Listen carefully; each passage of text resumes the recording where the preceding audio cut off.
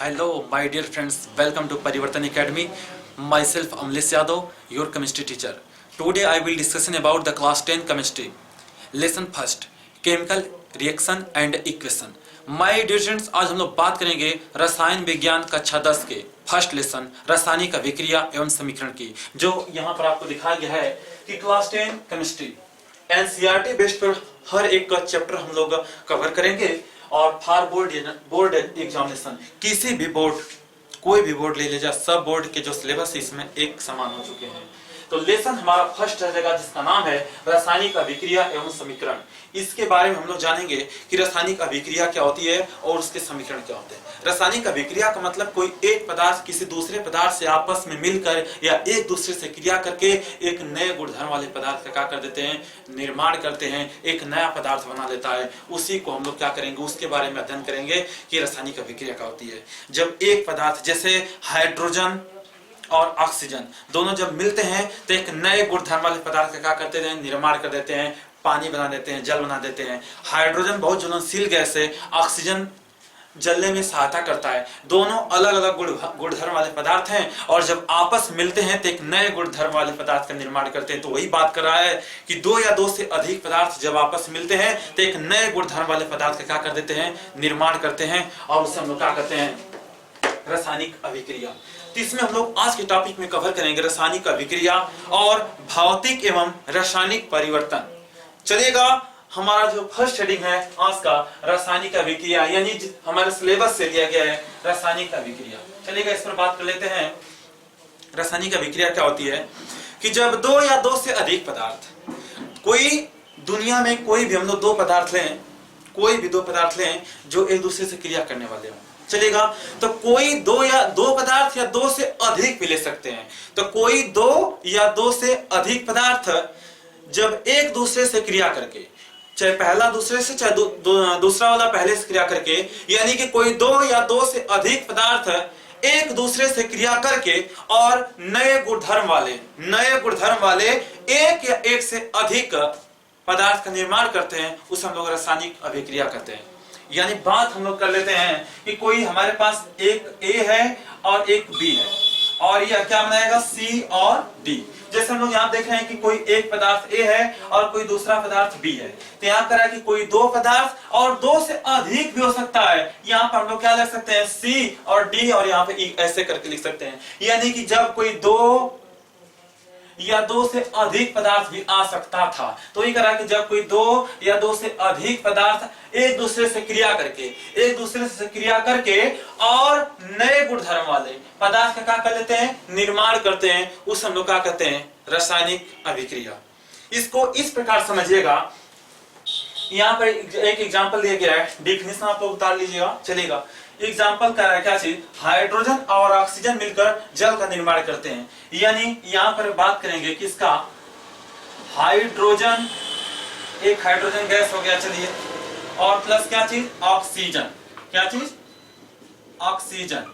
जब दोनों आपस मिलते हैं तो क्या बनाते हैं, जल बनाते हैं। क्या बनाते हैं भैया, जल। हाइड्रोजन को कैसे लिखेंगे, H2 से, और ऑक्सीजन किससे लिखेंगे, O2 से, और जल का सूत्र, रासायनिक सूत्र H2O। चलिए, हाइड्रोजन एक गैसियस स्टेट में होता है, गैस है। इसकी यहाँ पर फिजिकल स्टेट हम लोग दिखा देंगे किस अवस्था में है, गैसीय अवस्था में। ऑक्सीजन किस स्टेट में, गैसीय स्टेट में। और जल जो होता है यह लिक्विड स्टेट में, यानी द्रव अवस्था में। आप पदार्थ की अवस्था जानते हैं, ठोस, द्रव, गैस, तीन अवस्था। वैसे हम 5 अवस्था के बारे में जिक्र किए हैं द्रव्य के वर्गीकरण में, ठोस, द्रव, गैस, प्लाज्मा, बोस-आइंस्टीन कंडेंस। तो हाइड्रोजन गैस है, ऑक्सीजन गैस है, H2O क्या है, लिक्विड स्टेट में। यहाँ पर देखिएगा कि हाइड्रोजन जो है, यही पे बात कर रहा है कि जब दो या दो से अधिक, वही यहाँ पर हम लोग कितना लिए हैं, दो पदार्थ लिए हैं।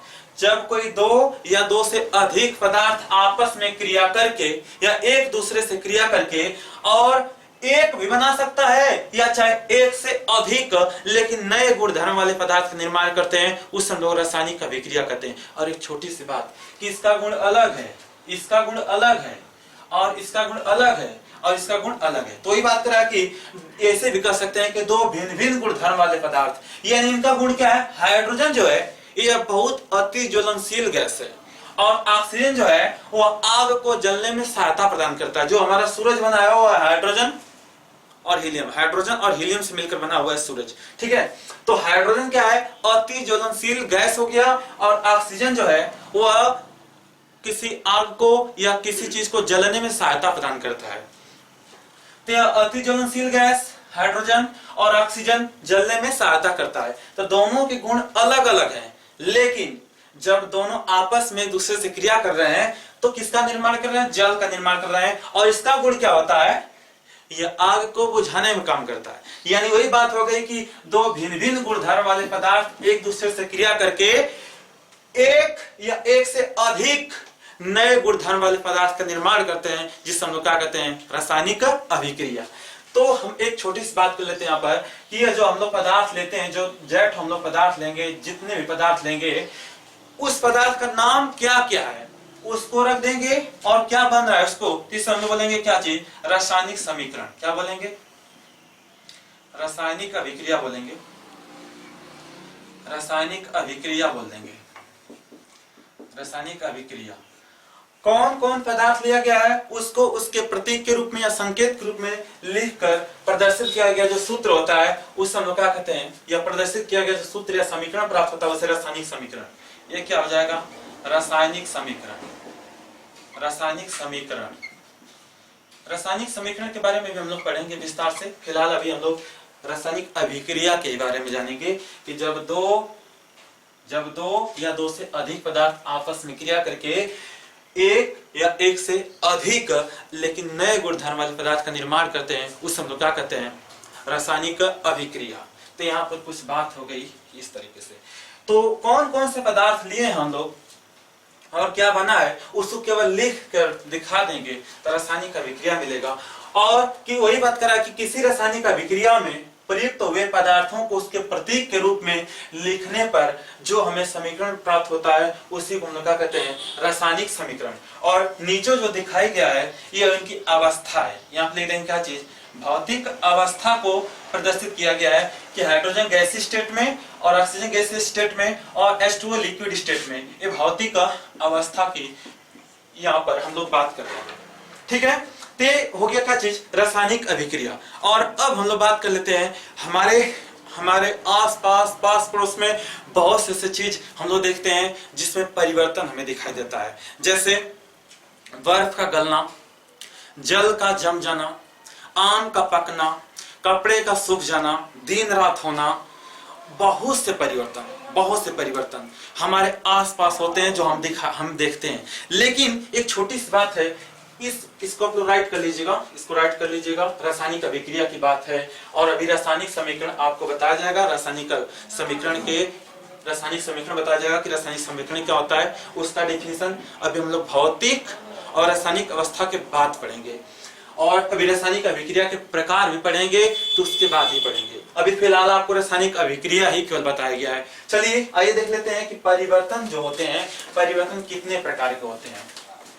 चलिए परिवर्तन कितने प्रकार के होते हैं, तो परिवर्तन देखिएगा, परिवर्तन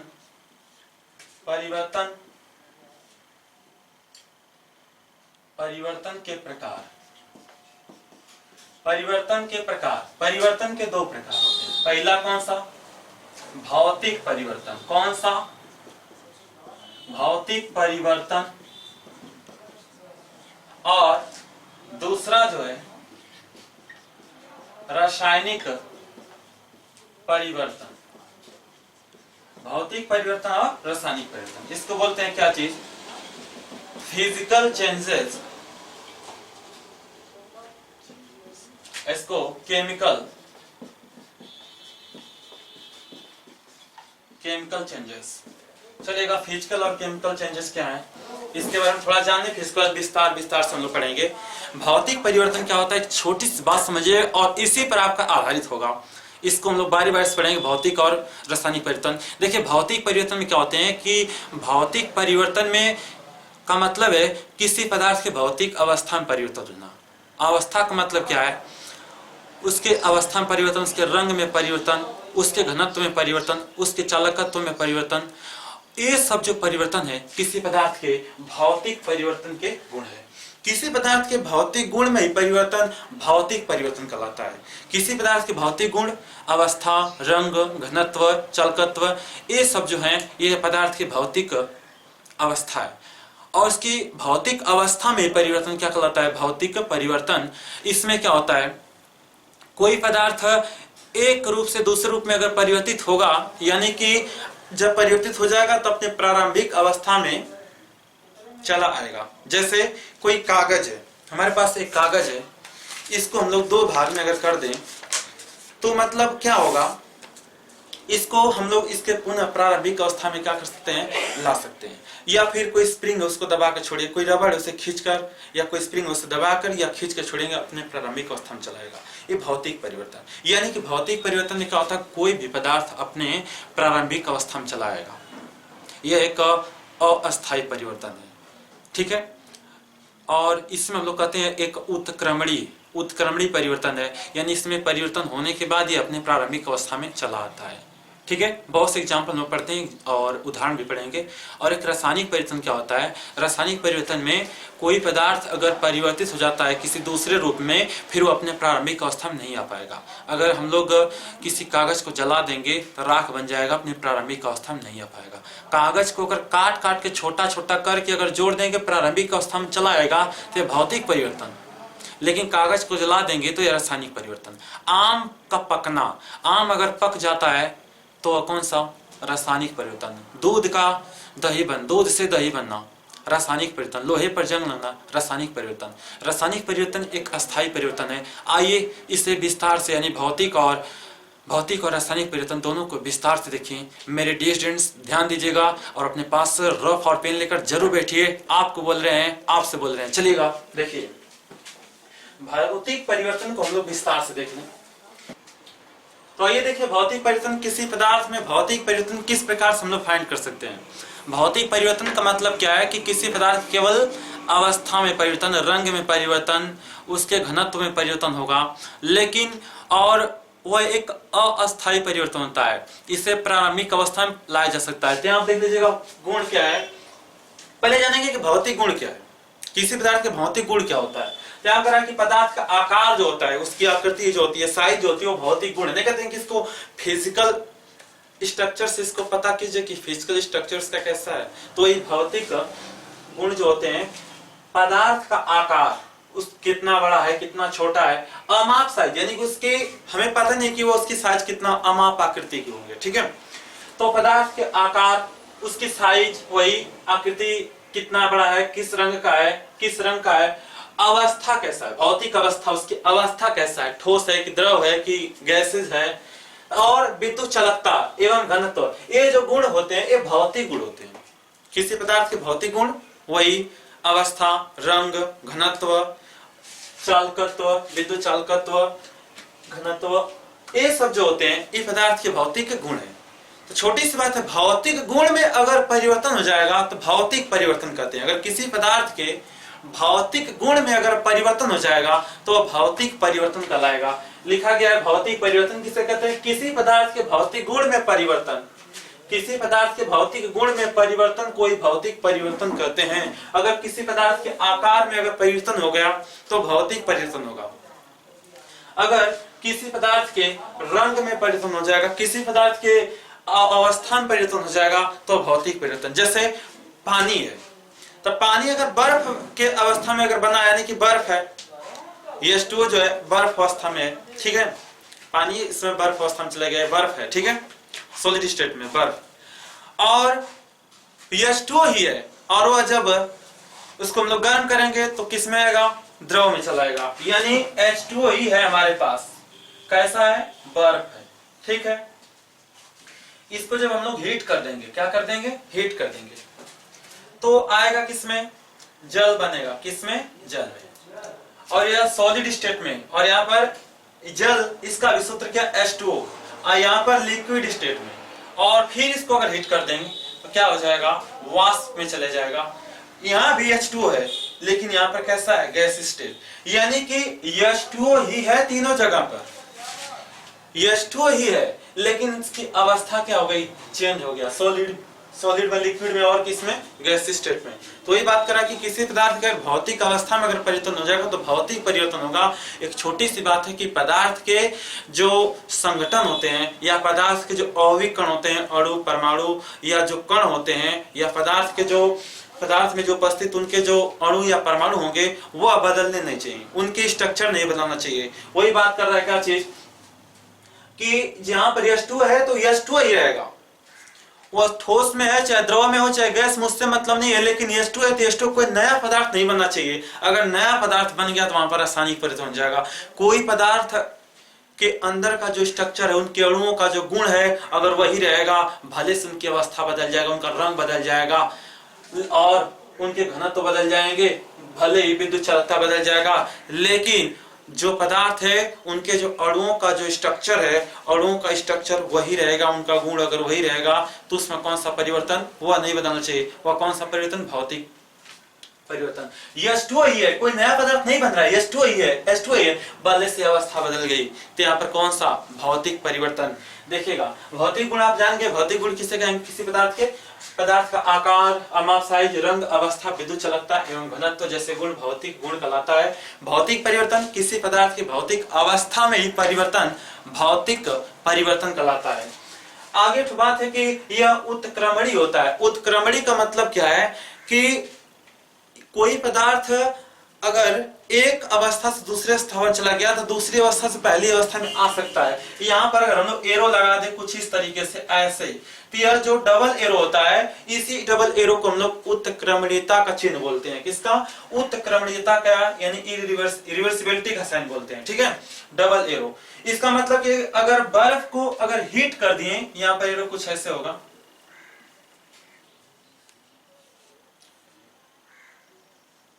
ऊपर हीट करेंगे, चलिएगा हीट, क्योंकि बर्फ को अगर हीट करेंगे तो ये लेकर आ रहा है कि इसमें पानी में बदल देगा, लेकिन इसको कोल्ड कर देंगे, क्या कर देंगे, ठंडा कर देंगे, तो जल को अगर ठंडा करेंगे नीचे वाला एरो बर्फ बना देगा, तो क्या हो गया, तो यानी कि बर्फ से जल में और जल से बर्फ में तो उत्क्रमणीयता होता है। यानी कि भौतिक परिवर्तन ऐसे होते हैं जो अपने किस दूसरे अवस्था में जाकर फिर प्रारंभिक अवस्था में चले आएंगे, तो भौतिक परिवर्तन होगा। इसीलिए इसको क्या बोल रहा है कि यह उत्क्रमणीयता होता है, यह उत्क्रमणीय परिवर्तन है। यह ऐसे परिवर्तन जो किसी दूसरे अवस्था में जाकर फिर अपने पुनः प्रारंभिक अवस्था में चले आए, उस हम लोग क्या कहते हैं, भौतिक परिवर्तन। इसमें कोई नया पदार्थ नहीं बनता है, यानी H2 वही रहेगा, बदलेगा नहीं।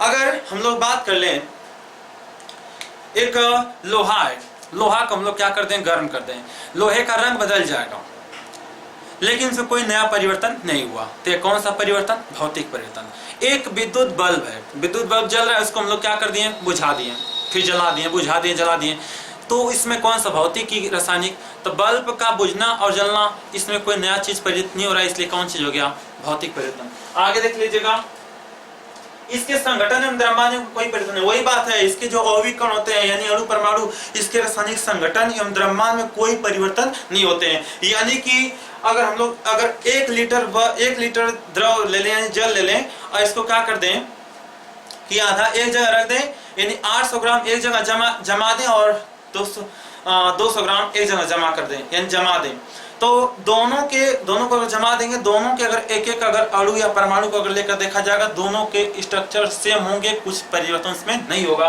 तो यह कौन सा क्या होगा, यह भौतिक परिवर्तन। यह एक अस्थायी परिवर्तन है। अस्थायी परिवर्तन मतलब अस्थायी नहीं है कि एक बार अगर बदल गया तो बदल गया, जैसे कागज को जला देंगे और वह जलने के बाद राख बन जाएगा तो बदल गया, फिर परिवर्तित अपनी प्रारंभिक अवस्था में नहीं जा पाएगा, तो रासायनिक हो गया। लेकिन भौतिक में क्या होते हैं, अस्थायी परिवर्तन। अस्थायी का मतलब कि इसको किसी भी दिशा में परिवर्तित किया जा सकता है, जैसे बर्फ को जल में, जल को वाष्प में, वाष्प को ठंडा कर देंगे, जल में जल को ठंडा करेंगे, बर्फ में चला आएगा। ठीक है, तो इसके उदाहरण जो है भौतिक परिवर्तन के उदाहरण और है क्या चीज, जैसे आप लिख सकते हैं, जैसे एक हमारे पास पेंसिल है, पेंसिल को छोटे छोटे भागों में तोड़ना, क्या चीज, पेंसिल को या चाक को छोटे छोटे भागों में तोड़ना, छोटे छोटे भागों में बांटना। ठीक है, तो ये कौन सा परिवर्तन है, ये कौन सा परिवर्तन है, ये भौतिक परिवर्तन है। इसके बाद हम लोग ले लेते हैं क्या चीज, भौतिक परिवर्तन में एक और आ जाए हमारे एग्जांपल, कागज का या कागज को काटना, कागज को काटना, छोटे छोटे टुकड़ों में लिख सकते हैं, कागज के छोटे छोटे टुकड़ों में क्या कर देना, काटना। तो ये सब कौन से परिवर्तन, ये सब आएगा हमारा कौन सी, भौतिक परिवर्तन है ये सब, ठीक है। तो आइए चलते हैं, बात कर लेते हैं अब दूसरे परिवर्तन जो है रासायनिक परिवर्तन के बारे में। तो ये देखिएगा रासायनिक परिवर्तन, तो ये देख लेते हैं रासायनिक परिवर्तन। रासायनिक परिवर्तन क्या होता है, किसी पदार्थ में जब कोई पदार्थ किसी दूसरे पदार्थ से क्रिया करके और एक नया पदार्थ बना लेता है तो हम लोग क्या कहते हैं, रासायनिक परिवर्तन। रासायनिक परिवर्तन में याद रखिएगा हमेशा कि जब कोई एक पदार्थ किसी दूसरे पदार्थ से क्रिया करके और एक नया पदार्थ यानी नए गुणधर्म वाले पदार्थ का निर्माण करेगा, उस हम लोग क्या कहेंगे, रासायनिक परिवर्तन। हमेशा रासायनिक परिवर्तन में एक नए पदार्थ का निर्माण ही होगा। रासायनिक परिवर्तन में आपको बता दिया जाए कि इसमें ये एक अस्थायी परिवर्तन है, जैसे कागज का जलना, दूध का फटना, दूध से दही बनना। ये जो परिवर्तन अगर एक बार हो गया तो इसलिए अपने प्रारंभिक अवस्था में नहीं जा पाएगा। ये सब कौन से परिवर्तन, ये सब रासायनिक परिवर्तन। रासायनिक परिवर्तन मंद होती है और धीरे धीरे चलती है, और यह एक बार परिवर्तित जाती है तो अपने प्रारंभिक अवस्था में नहीं जा पाती है। तो आइए देख लेते हैं क्या कर रहा है कि रासायनिक परिवर्तन में कि वह परिवर्तन जिसमें एक पदार्थ, एक या एक से अधिक पदार्थ नए पदार्थ बनते हैं, वह परिवर्तन जिसमें एक से अधिक नए पदार्थ का निर्माण होता है, उसे हम लोग क्या कहते हैं, रासायनिक परिवर्तन। वह परिवर्तन जिसमें एक या एक से अधिक नए पदार्थ बनते हैं, उसे हम लोग क्या कहते हैं, रासायनिक परिवर्तन, ठीक है। जैसे लोहा है, तो लोहा जो है यह जब नमी से यानी जल से और ऑक्सीजन से जब क्रिया करता है तो इस लोहे पर जंग लग जाता है, और यह परिवर्तन कौन सा, रासायनिक परिवर्तन।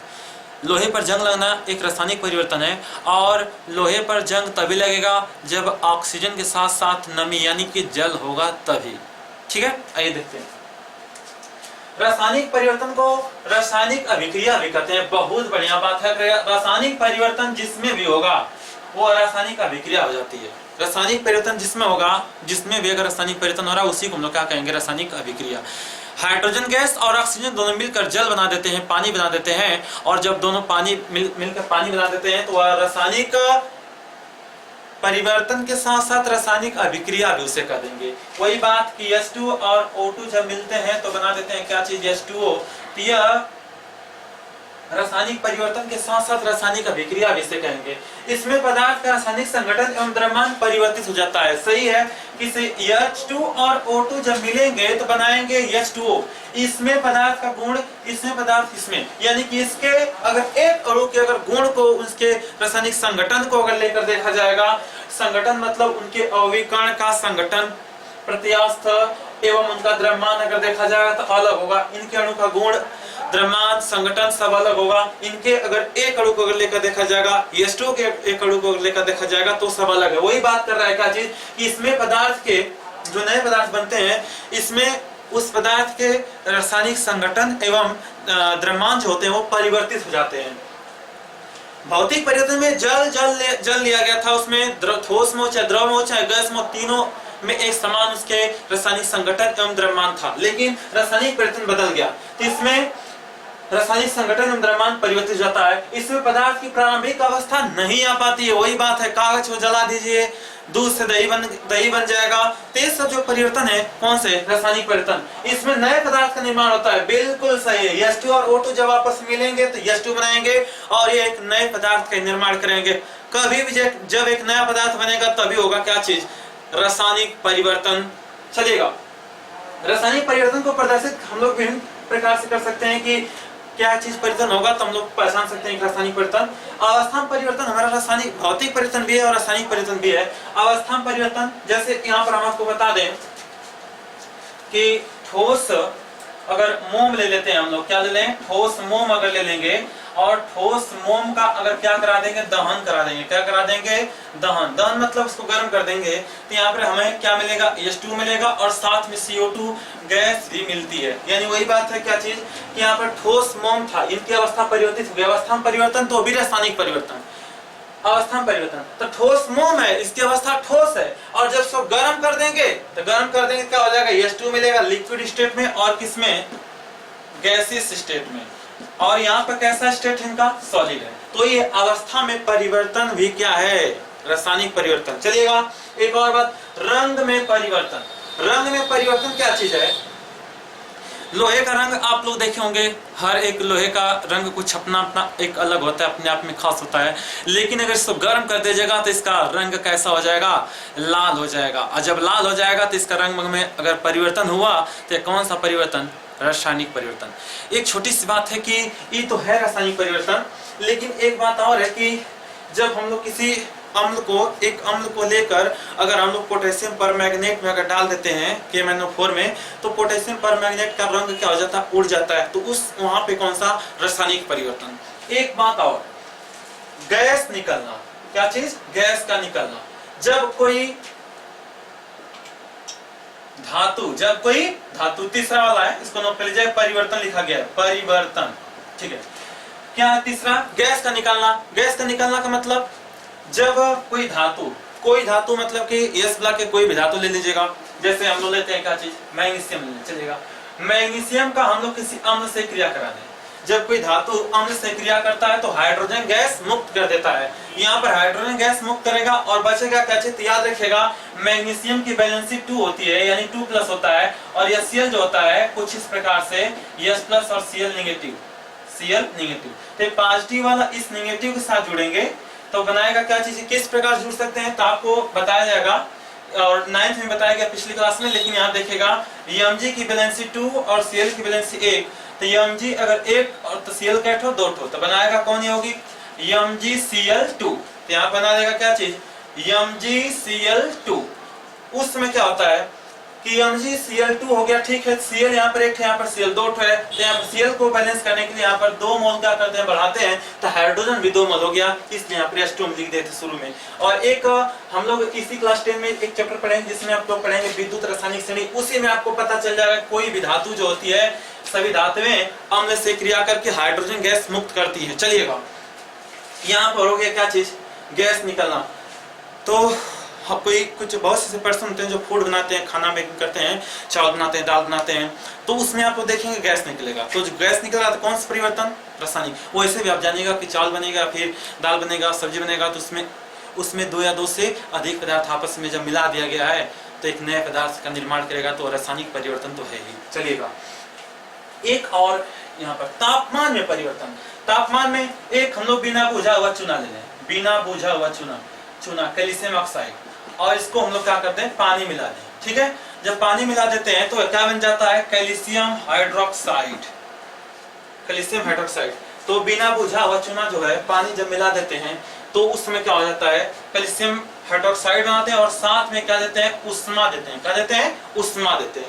तो यहाँ से ताप में तो परिवर्तन होगा, जरूर होगा। क्यों? क्योंकि यहाँ पर वो जो बिना बुझा हुआ चूना है वो उसका टेम्परेचर कुछ और होगा, लेकिन जब पानी से क्रिया करेगा, जल से क्रिया करेगा, तो उसमें से उष्मा उसके बाहर निकल जाती है और बनाता है क्या चीज? कैल्शियम, चाहे हाइड्रोक्साइड बोल दीजिए, चाहे कैल्शियम डाइहाइड्रोक्साइड बोलिए।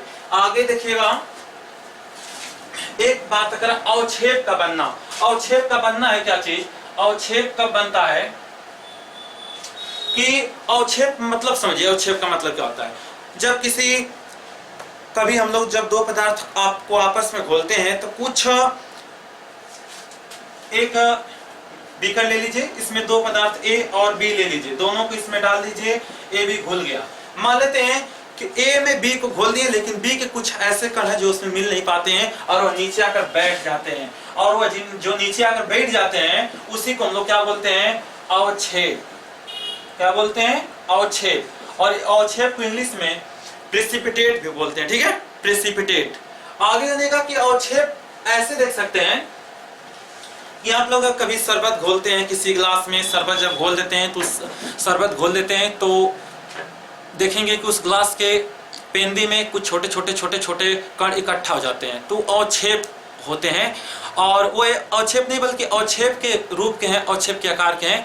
जब हम लोग लैब में एक्सपेरिमेंट करेंगे तो उसमें क्या होगा कि 2 पदार्थों को जब आपस मिलाएंगे किसी परख नली में, एक अननोन सॉल्यूशन अज्ञात आपको कंपाउंड मिलेगा, उसको हम लोग अज्ञात अकार्बनिक यौगिक मिलेगा, उसमें डाल देंगे। उसमें जब हम लोग चाहे तनु सल्फ्यूरिक अम्ल, चाहे सांद्र सल्फ्यूरिक अम्ल, चाहे Cl, चाहे नाइट्रिक एसिड जब उसे मिलाएंगे तो क्या हो जाता है कि कुछ आधे घुल जाते हैं और आधा उसके नीचे पेंदी में कुछ छोटे भागों में करके बैठ जाते हैं। ठीक है, और उसी को हम लोग अवक्षेप बोलते हैं। चलिएगा, देखिएगा अवक्षेप का बनना, अवक्षेप का बनते हैं जब हम लोग क्रिया कराएंगे किससे, क्रिया करा दी जाए पोटेशियम आयोडाइड से और प्लस PbNO3 से, तो उसमें क्या होता है, यानी कि पोटेशियम आयोडाइड जब क्रिया कर लेती है लेड नाइट्रेट से तो उसमें बनाती है क्रिया करके कि KNO3 प्लस Pb आयोडाइड, ऐसे करके आयोडाइड। तो एक छोटी सी बात है कि पोटेशियम जो टूटेगा तो K positive plus I negative में, और ये तो पहला हो गया। दूसरा वाला जब टूटता है तो Pb पर, यहाँ पर Pb पर आ जाएंगे, Pb लेड नाइट्रेट है तो यहाँ पर ऐसे होगा, ऐसे इसका डाई, तो Pb पर 2 पॉजिटिव और प्लस NO3 2NO3 पर एक नेगेटिव चार्ज, यानी यहाँ पर 2 नेगेटिव चार्ज हो गया, 2 पॉजिटिव चार्ज। तो इसको हमें जोड़ना है, तो पहला का जो पॉजिटिव है दूसरा के नेगेटिव साथ, तो आप जान जाइएगा K पॉजिटिव और NO3 इस पर एक नेगेटिव, इसका एक वैलेंसी इसका एक वैलेंसी, तो दोनों एक दूसरे के साथ आसानी से जुड़ेंगे तो KNO3 बनाएगा, तो यहाँ पर हो गया KNO3 हो गया। इसके बाद इसका पहले वाला का नेगेटिव दूसरे वाला के पॉजिटिव से जुड़ेगा, तो यह किस प्रकार से, तो Pb 2 पॉजिटिव चार्ज और आयोडीन पर एक नेगेटिव चार्ज, इसकी बैलेंसी 2 इसकी बैलेंसी 1 है, तो ऐसे इसको हम लोग 1 मोल्स लेंगे, इसको 2 मोल्स, यानी जब आपस में मिला दिया जाएगा तो PbI2 करके मिलेंगे लोग, तो यहाँ पर हो गया PbI2। तो इस प्रकार से आप देख सकते हैं, लेकिन एक छोटी सी बात है कि इसमें एक चीज बैलेंस नहीं हो पाया है, पोटेशियम यहाँ पर एक है, पोटेशियम एक है, सही है, आयोडीन यहाँ पर एक है, तो आयोडीन यहाँ पर 2 है, आयोडीन को बैलेंस करने के लिए यहाँ पर 2 है, यहाँ पर 2 मोल लगाएंगे। अब यह आपको बताया जाएगा रासायनिक अभिक्रिया किस प्रकार से संतुलित की जाएगी, रासायनिक समीकरण को संतुलित करने की विधि आपको बताया जाएगा, तो यहाँ भी 2 मोल लग जाएगा, 2 पोटेशियम हो जाएगा, तो अवक्षेप बनना। और एक छोटी सी बात है कि हम बहुत से एग्जाम्पल लाए हैं आपके लिए, इसमें आपको पहचानना होगा कि किस पदार्थ का रासायनिक परिवर्तन हो रहा है और किस पदार्थ में भौतिक परिवर्तन हो रहा है। चलिएगा आइए देख लेते हैं, इसको नास्ते नाबूद करें, भौतिक और रासायनिक परिवर्तन के उदाहरण। डियर स्टूडेंट्स, आपसे कह रहे हैं सोइए मत, इसको देखिए। चलिएगा, कागज के टुकड़ों में बांटना, कागज को अगर टुकड़ों में बांट देंगे तो कौन सा परिवर्तन होगा, भौतिक की रासायनिक। अब आप बताइएगा, कागज के टुकड़े हैं, जैसे कागज को अगर छोटे छोटे भागों में अगर इसको कर दिया जाएगा तो क्या इसे जोड़कर हम लोग पुनः इसकी प्रारंभिक अवस्था में ला सकते हैं कि नहीं, तो आ सकता है। यह कौन सा परिवर्तन, भौतिक परिवर्तन, ठीक है। या फिर एक छोटी सी बात है, इस कागज को अगर हम तोड़ देंगे तो इसका गुण बदल जाएगा, नहीं, गुण नहीं बदलेंगे। चलिएगा, कौन सा, भौतिक। यहाँ पर लिख सकते हैं PHYSICL, फिजिकल प्रॉपर्टीज। तो हम इसमें क्या लिखेंगे, जिसका भौतिक होगा उसके आगे P लिख देंगे और जिसका केमिकल होगा उसके आगे C लिख देंगे। चलेगा, कागज को जलाना, तो कागज को जब हम लोग जलाते हैं, तो जब कागज को आप जलाते हैं तो कौन सा परिवर्तन, सोचो और जल्दी से आंसर दे दीजिएगा। कागज जब जल जाएगा तो राख बन जाएगा, और जब राख बनेगा तो उसका जो गुण होगा बदल जाएगा और उसे प्रारंभिक अवस्था में नहीं लाया जा सकता है। और सी बात है, कागज को जलाने पर गैस निकलेगा और उसके गुण बदल जाएंगे, तो यहाँ से कौन परिवर्तन, रासायनिक परिवर्तन अपने प्रारंभिक अवस्था में नहीं आ सकता है। कौन सा, केमिकल। चलेगा, सेब का काटना, सेब को जब आप काट देंगे तो सेब अपने प्रारंभिक अवस्था में वह नहीं जा पाएगा। क्यों, क्योंकि सेब जो काटेंगे तो सेब को काटने के बाद कुछ समय के बाद उसके रंग में परिवर्तित जाते हैं उसके रंग, और उसे अपने प्रारंभिक अवस्था में वह नहीं जा पाएगा। इसलिए कौन सा परिवर्तन, तो यहाँ पर कौन सा प्रारंभिक अवस्था में नहीं जाएगा, तो कौन सा, केमिकल। दूध से दही बनना, इसका उदाहरण सब लोग को पता है, सब लोगों को पता है, क्लास 9 से आप लोग रट रहे हैं, याद कर रहे हैं। चलिएगा, दूध से दही बनना, रासायनिक परिवर्तन। कौन सा, केमिकल। दूध को गर्म करना, अगर दूध है और दूध को गर्म कर देंगे तो क्या बन जाएगा, दूध है, दूध को गर्म कर देंगे तो क्या बन जाएगा, क्या कोई नया पदार्थ बन जाएगा, नहीं। अगर दूध है, दूध को केवल थोड़ा गर्म करें या थोड़ा ज्यादा गर्म करें तो उसमें उसके जो गुण होंगे बदलेंगे नहीं, तो उसमें कौन सा परिवर्तन, भौतिक रहेगा। कौन सा, भौतिक, फिजिकल होगा, ठीक है। बर्फ का पिघलना, आप बताइए आपके माइंड में क्या चल रहा है, बर्फ का पिघलना ये जो है यह कौन सा परिवर्तन है। आप करें, आप खुद बताइए, बर्फ का पिघलना, बर्फ है वही बात है, अगर बर्फ पिघल जाएगा तो द्रव अवस्था में बनेगा, और द्रव से द्रव अगर फिर उसको भी गर्म कर दें तो किस में चला जाएगा, वाष्प में। यानी इसमें तीनों में कौन सा है, भौतिक परिवर्तन। यानी बर्फ अगर पिघल जाएगा या द्रव बन जाएगा तो इस द्रव से फिर हम लोग बर्फ को बना सकते हैं। कौन सा, फिजिकल होगा, सॉरी हाँ सही है, फिजिकल होगा। कौन सा, फिजिकल।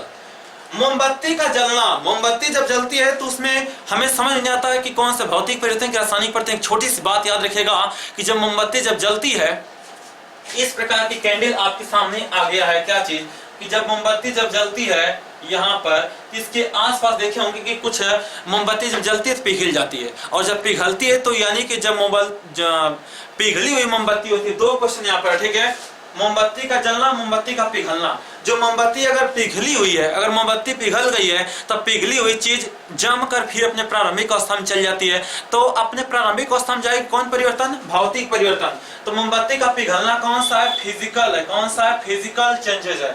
और मोमबत्ती का जलना कौन सा चेंजिंग है, मोमबत्ती अगर जल रही है तो जब अगर मोमबत्ती लिक्विड को लेकर अगर जल जाएगी तो सोचिएगा कि कार्बन डाइऑक्साइड बनाएगी और धुआं। ठीक है, आप जान गए क्या चीज कि उसमें क्या हो गया, मोमबत्ती जब जल रही है तो उसमें कौन सा केमिकल अपने प्रारंभिक अवस्था में नहीं जा पाएगी।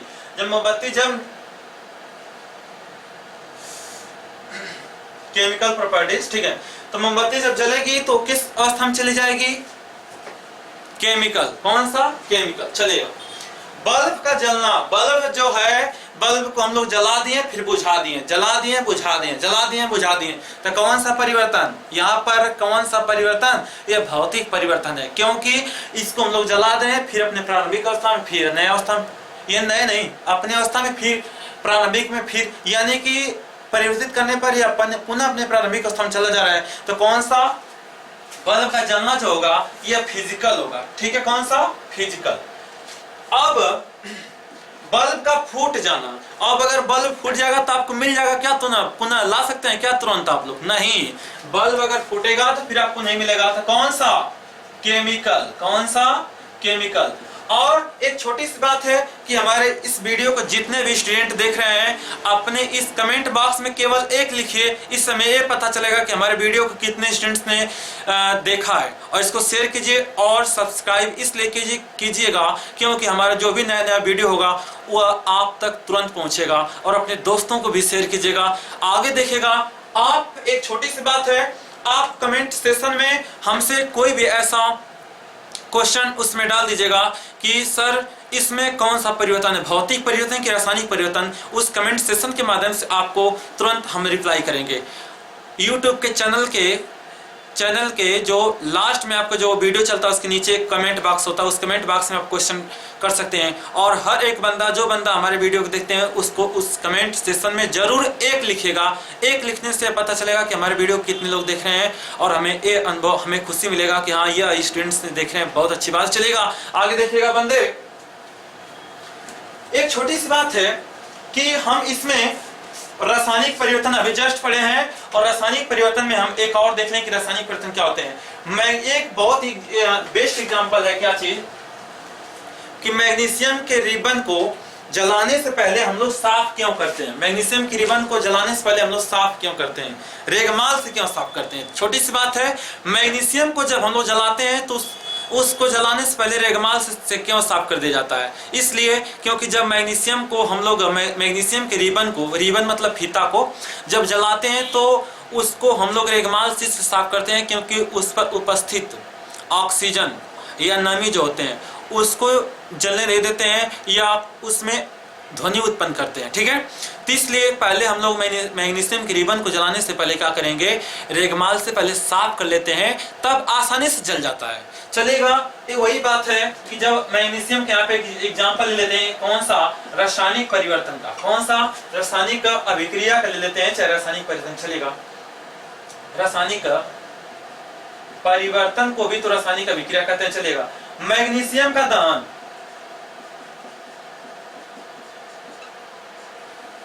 मैग्नीशियम का दहन, दहन का मतलब आप लोग सुने होंगे होलिका दहन। होलिका दहन का मतलब क्या होता है, पानी छिड़काव किया जाता है कि जलाया जाता है, दहन का मतलब जलाया जाता है। मैग्नीशियम का दहन का मतलब क्या चीज कि मैग्नीशियम को हम लोग क्या करेंगे, ऑक्सीजन की उपस्थिति में जला देंगे। क्या कर देंगे, जला देंगे।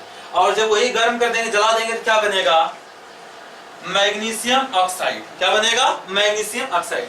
यहां पर लिख सकते हैं आप लोग मैग्नीशियम, मैग्नीशियम, और यहां पर लिख देंगे ऑक्सीजन। यहां पर यह क्या है, मैग्नीशियम है, और यह क्या चीज है, ऑक्सीजन है, ऑक्सीजन।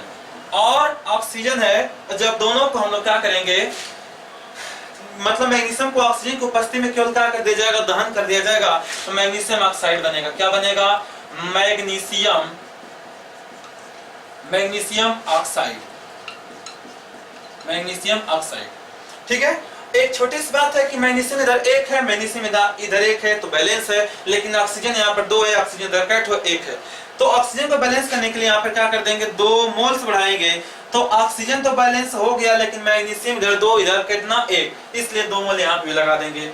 ये हमारा एक एग्जांपल आ गया, क्या चीज, मैग्नीशियम, मैग्नीशियम का क्या चीज, ऑक्साइड, मतलब कि दहन किया गया। इसके बाद अगर हम लोग इसको लेकर चलेंगे, किसको, मैग्नीशियम ऑक्साइड को, 2 मोल है, मिला है, लेकिन हम लोग क्या मिल रहा है, मैग्नीशियम ऑक्साइड। तो मैग्नीशियम ऑक्साइड का अगर एक बार और दहन कर दें, तो उस समय क्या मिलेगा, ऑक्सीजन से क्रिया करा देंगे, सॉरी, अगर जल से क्रिया करा दें क्या होगा, मैग्नीशियम ऑक्साइड का अगर जल से अगर क्रिया करा दें क्या होगा, तो मिलेगा आपको MgOH का ट्वाइस। यानी यहाँ पर क्या है, मैग्नीशियम ऑक्साइड जल से जब क्रिया करेगा तो उसमें मैग्नीशियम हाइड्रोक्साइड का निर्माण करेगा। किसका निर्माण करेगा, मैग्नीशियम हाइड्रोक्साइड का निर्माण करेगा। और भी एग्जांपल, एक छोटा सा एग्जांपल हम लोग देख लेते हैं, उस एग्जांपल को, कि लोहे का अगर दहन कराएंगे तो क्या होगा, लोहे का अगर दहन करा देंगे तो क्या होगा, Fe का क्रिया करा देंगे O2 से, और किससे, H2O से। यानी कि हम लोहे का क्रिया करा देंगे किससे, Fe से, O2 से और H2O से। बनता क्या चीज है, इसी को हम लोग जंग बोलते हैं। ठीक है, लोहे पर लगा हुआ जंग का सूत्र है, क्या बनता है, Fe2O3 और इंटू x मोल H2O बनता है। ठीक है, कुछ इस प्रकार से। तो यहाँ पर हम लोग देखेंगे Fe का है, 2 है, यहाँ पर एक दिखाई दे रहा है, 2 लेंगे।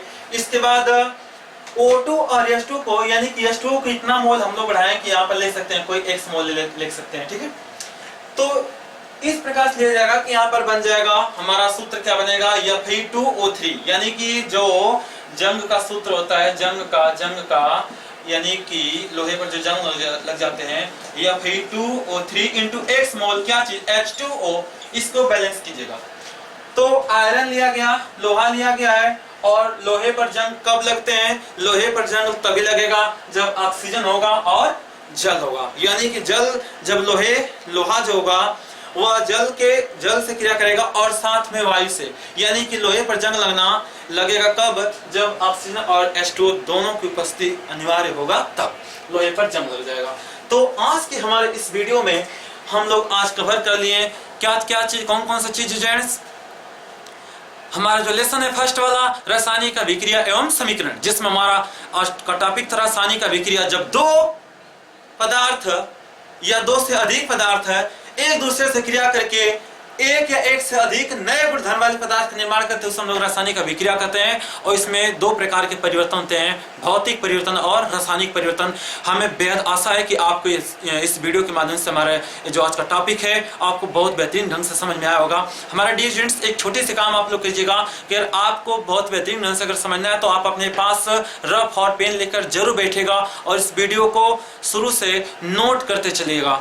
जहां पर आप लोग पढ़ रहे हैं पढ़ते जाइए, जहां पर आपको थोड़ा सा लग रहा है कि इस बात को नोट हमें करना है, तुरंत पूछ करके उस बात को नोट कर लीजिए। इससे आपको एक नोट्स भी मिल जाएगा और आप पढ़ भी सकते हैं। अगर इस वीडियो आपको लगती है कि बहुत लंबी सी वीडियो लग रही है, तो इसमें आपको 2 भागों में 3 भागों में करके पढ़ना है। कभी एक बार बैठिए, तो कभी मान लेते हैं 40 मिनट की वीडियो हो, तो एक बार आप बैठिए, उसमें 20 मिनट पढ़ लीजिएगा, फिर एक बार बैठिए, फिर 20 मिनट पढ़ लीजिए, ऐसे करके पढ़ लीजिए। ठीक है, ऐसे आपको बेहतरीन ढंग से आपको समझ आएगा। और एक बात है, कुछ लोग ऐसे होते हैं कि लगता है 40 मिनट की वीडियो है तो 40 मिनट उनको बोरिंग लगने लगता है। ऐसी कोई बात नहीं है। जिस बंदे के अंदर अगर जोश हो, जुनून हो, जज्बा हो, तो उसके लिए 40 मिनट नहीं बल्कि 1 घंटा भी कम पड़ जाते हैं। तो आप अपने कंसंट्रेट, अपने आपको कंसंट्रेट करके इस वीडियो को अच्छे ढंग से देखिएगा। हमारे साथ जुड़े रहने के लिए बहुत बहुत धन्यवाद और thanks for watching my this video. Next video में हम नया नया चीज़ लेकर आएंगे। चलिएगा, आज के लिए धन्यवाद।